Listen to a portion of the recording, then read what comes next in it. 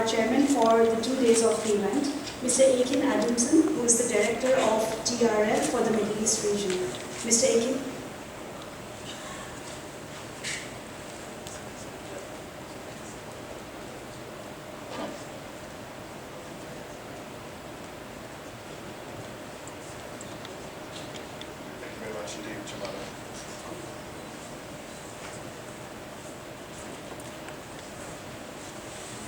Give me a care back.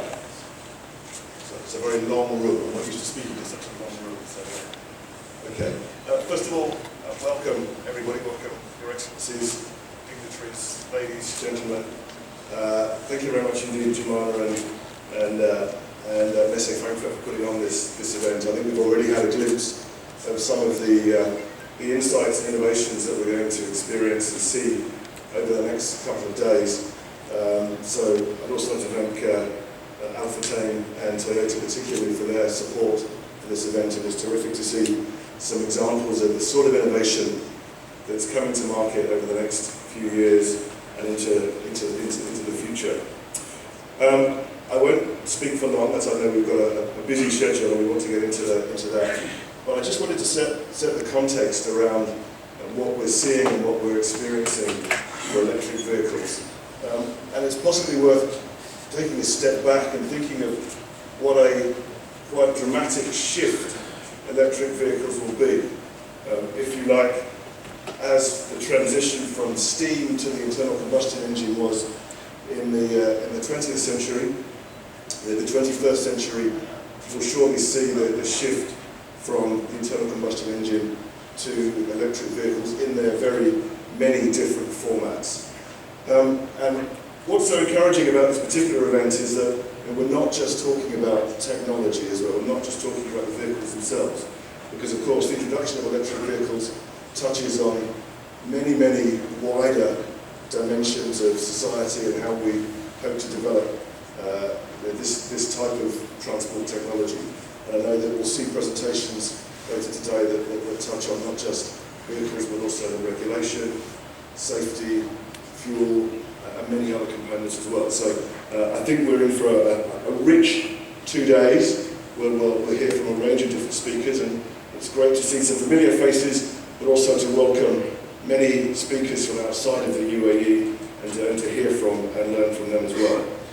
So without further ado, I'll hand over to our first speaker, who is Mr. Khaled Majeed, who's the conformity engineer in the Emirates Authority for Standardization and Meteorology. He's had almost 20 years of experience in the quality of infrastructure, and his main role is preparing the technical regulations and conformity programs for energy and water consumption. So I'll hand over to Mr. Majeed, who will tell us about the status of regulation for electrical vehicles in the UAE.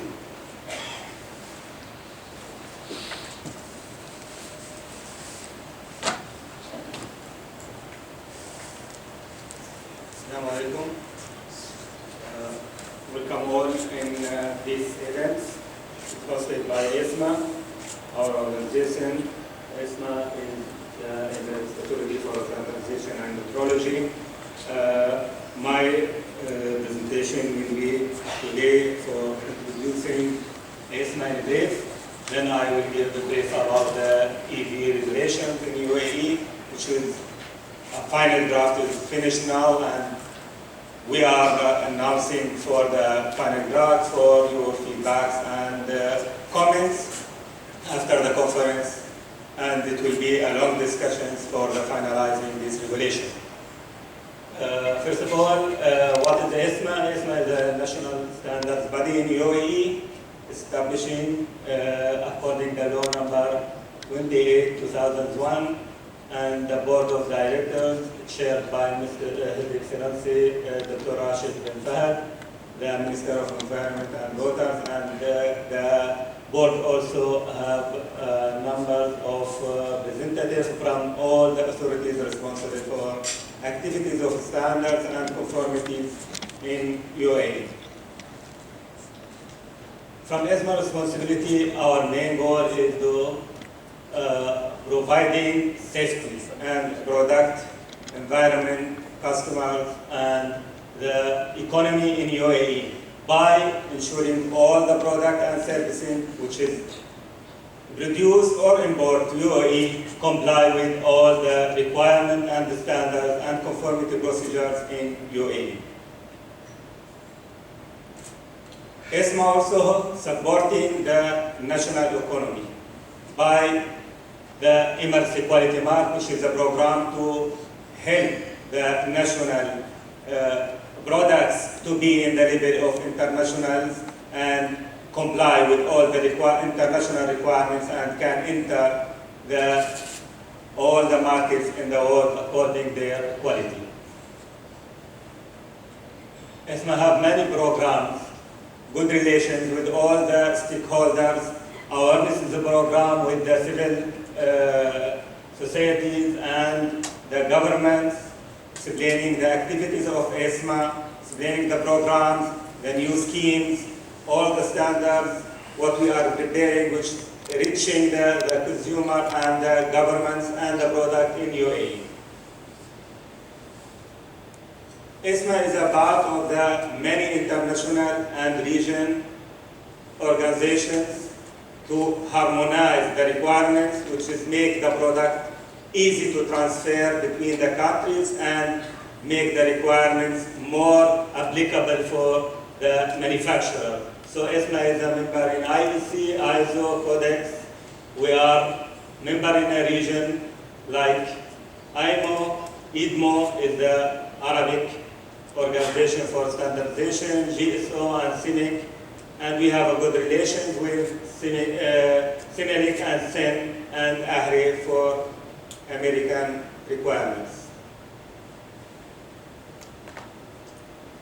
So from harmonizing the requirements, ESMA work hard to be a member in IEC and we get recognized to be a CB scheme member body in IEC and we are now a recognized body for issuing IEC CB certificates which will be applicable and acceptable in all the members in IEC which is more than 64 countries.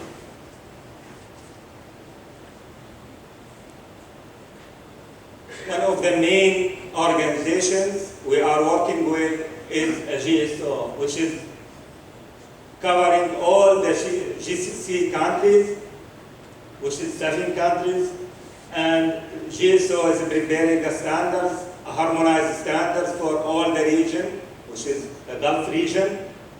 These standards cover mostly all the products, and I think you are all familiar with GSO program for the cars and vehicles, which is covering under GSO conformity procedures. GSO have many committees for different sections. ESMA is holding the main secretary for the developing green building standards and verification scheme, which is related to the sustainability in the Gulf. Our main concern here, we can see the customer production resources, which is now the main topic in all of the world, and the environment production.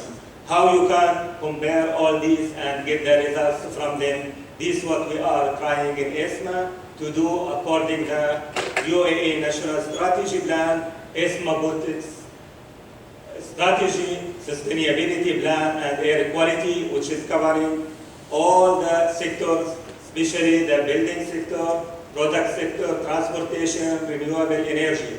For example, for building sectors, we have the green code and building code, which is covering the materials, the products, and everything related to the building, also the consumption levels in the building. We are working hardly in the product sector, and we have now efficiency programs is covering almost 10 products, and many other products is coming to cover the consumption of this product by water and energy.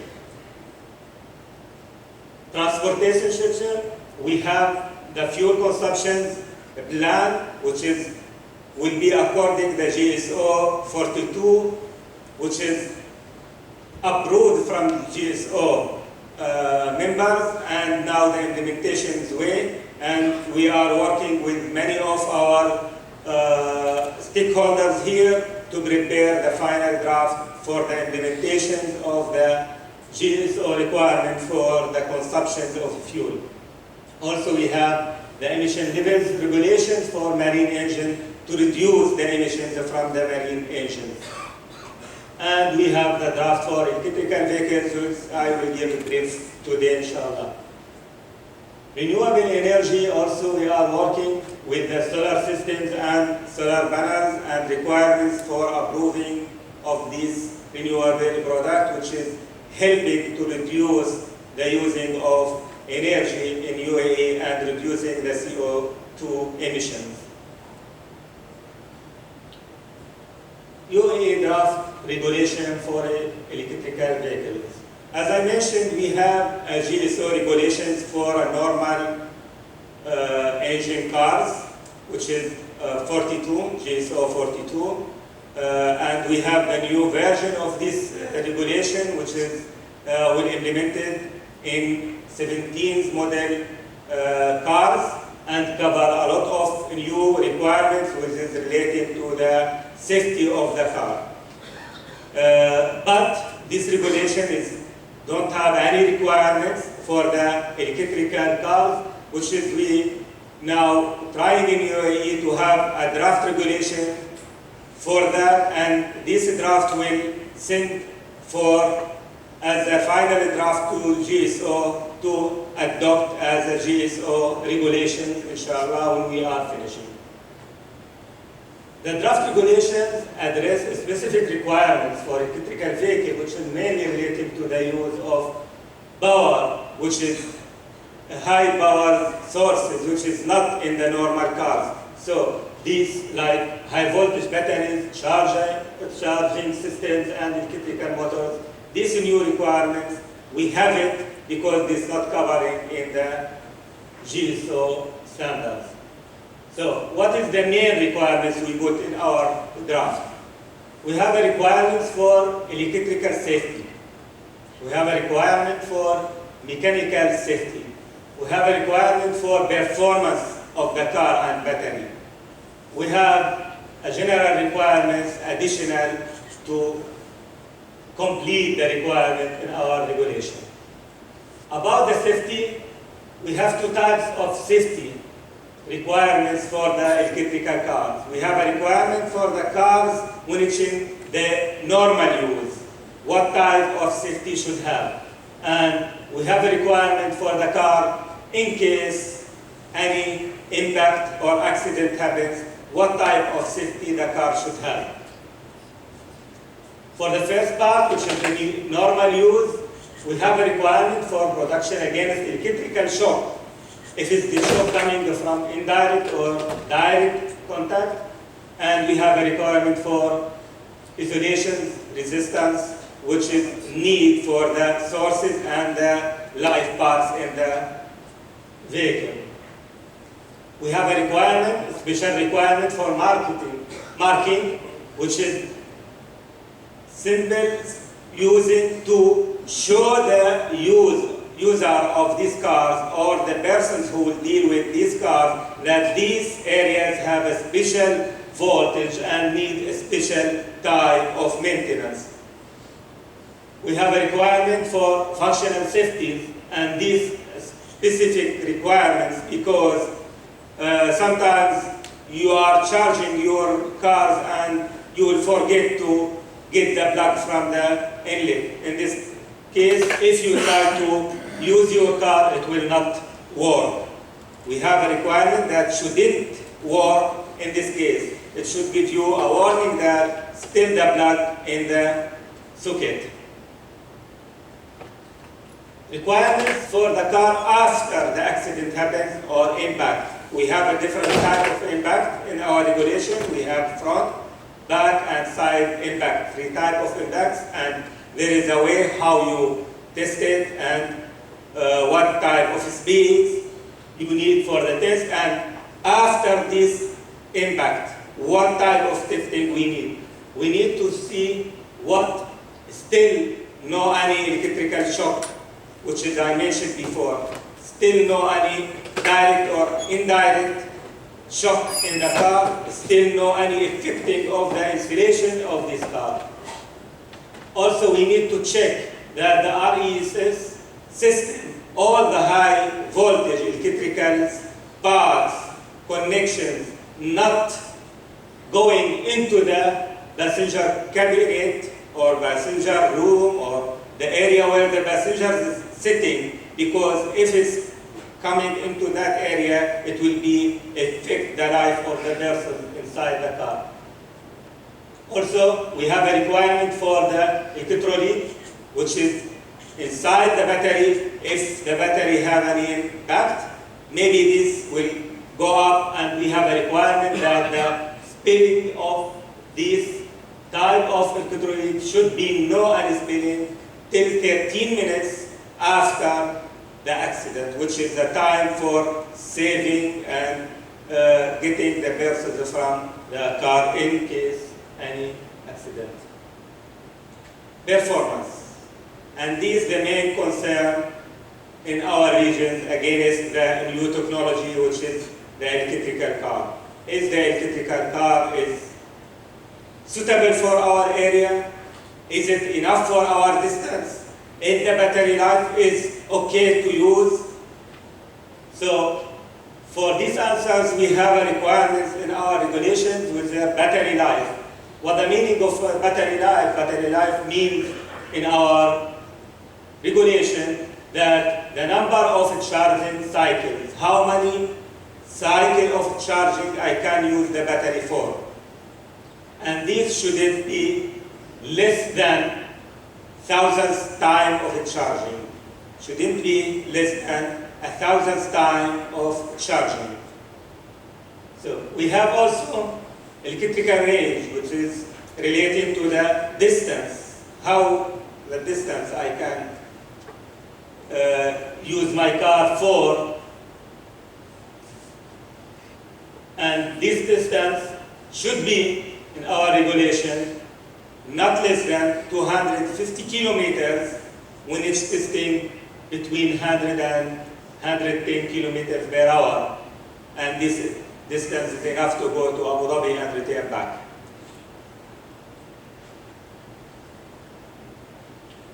Engine power. Engine power is we have two types of engine power in our regulation. We have an engine power, maximum net power we call it, and we have a power after 30 minutes, which is related to the stronger of the engine. So this value shouldn't be less than 90% from the rated, which is mentioned from the manufacturer. If the manufacturer mentioned to the power of the engine, this one should be not less than 90% when I test it later. And later, we have a requirement for the consumption. This requirement for consumption, we put the requirement how we will measure it, but we don't have any value for this consumption because we need to get the data for this one from the implementation in the first and second year. After that, we will have a labeling program to classify the requirement of consumptions by a labeling program in the electrical vehicles. Then we have some additional requirements in our regulation relating to the EMC requirements, which is affecting the using of the electronic equipment and GBAs and other things. Braking requirements, because the systems in the electrical vehicles, system braking is different than the normal braking systems because it needs to regenerate the charging of the battery is needed a new requirement, so we have these requirements in our regulations. Other requirements for vibration, thermals, fire resistance, all these normal, in the normal cars also there is a requirement in our regulation for that. And then we have in our regulation 4 annexes. It's very important annex to implement this regulation. It's a list of standards and the reference of the test method we will use for this regulation. We have a registration process, how this will register, how you can register your product in UAE, how you will get approval to register your product. Conformity process, it should be before the test format. Conformity process, this is the process how we will test, what type of documents, what type of evidences we will request from the manufacturer to give approval for this type of vehicles. And at the end we have the format for the test report, what type of information the manufacturer and the test lab should provide ESMA when they apply for the approval.